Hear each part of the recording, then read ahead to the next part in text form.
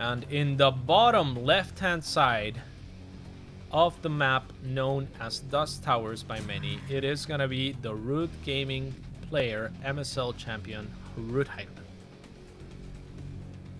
And spawning in the top position of Dust Towers, representing Team Liquid, is the Red Zerg, TLO. Up TLO. So both players looking to go for a hatch first by the looks of it. Maybe a pool first, I really doubt it though. This is one of the best maps for hatch first and greedy play in general. I've said it before and I'll say it again. But TLO actually going for the gas. This is going to be a gas pool hatchery. A little bit odd. I really don't like this map for aggression. That is for multiple reasons. A, the rush distance is incredibly large. B, there's not really room to, say... sneak around Overlords? Sneak around Overlords, yeah, like Hydra did on Orbital Shipyard. C, Pocket the natural expansion. is tucked into the... Yeah, the pocket expansion makes it so that the natural is never a liability. Where on most maps, the natural being in the front is a big liability because it makes it so that they can chip away at your natural while setting up to go into your main with, say, Morphin Banelings or anything like that. Just like so, it makes it so that the natural becomes an eventual liability and a potential target for early aggression, right? And then, last but not least, there is a very narrow ramp leading into both bases, which makes it incredibly easy to block, for example, with queens. So for all of these reasons stated above, it is, in my opinion, one of the worst maps to be aggressive on. Regardless, TLO is going to be going for a very, very quick link speed off of a pool first, and that's going to put him at a disadvantage economically. So we'll see if he's able to capitalize somehow, and that has to be by being aggressive. Now, Evo Chamber, this is extremely creative here. Okay, so Evo Chamber is interesting. He might be thinking that because it is such a large map, that and actually a lot of links being produced, so this is definitely going to be an all-in. It's going to be a link flood by TLO, and if Hydra doesn't have, or even with a Baneling Nest, this might be a +1 Carapace.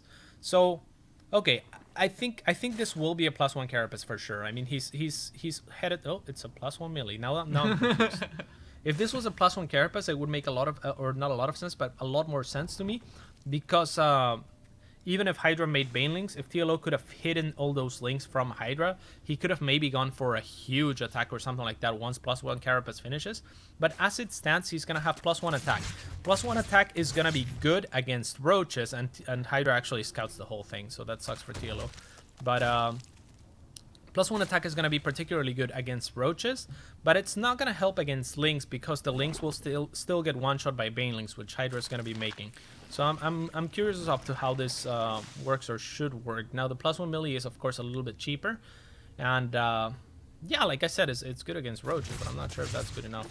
So the queen looking to bait and hoping to get surrounded by TLO's links because the Banelings were almost done by Hydra. So a cute tactic, but I mean Hydra's already ready for this, and TLO's just gonna have to back away. The aftermath is gonna be Hydra with a 6 drone lead. Chasing out or back TLO, and I was thinking maybe TLO was thinking Muta, and if it's Muta, then +1 attack can be really strong against Muta, for example. Do you think you'll ever get to that stage though?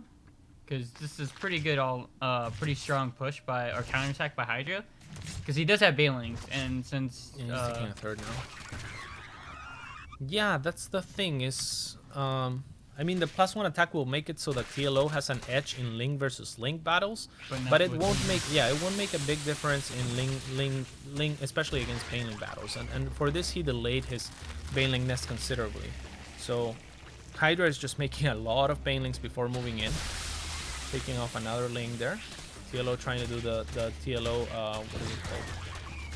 The Bane trap thingy. And this Banelings will take a hit from the first Baneling by Hydra. Sectioning a couple of them, not gonna be enough. Let's see if Hydra can get any kills with this, guys. None whatsoever.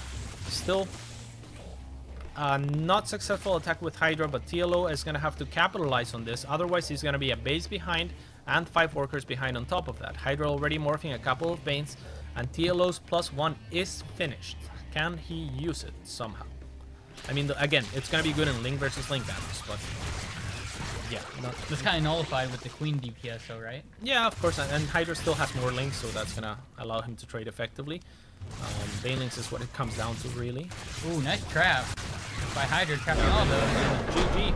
GG is called with that. Hydra advances 3-1 over TLO into the next round, which is all Koreans and Bly on fire.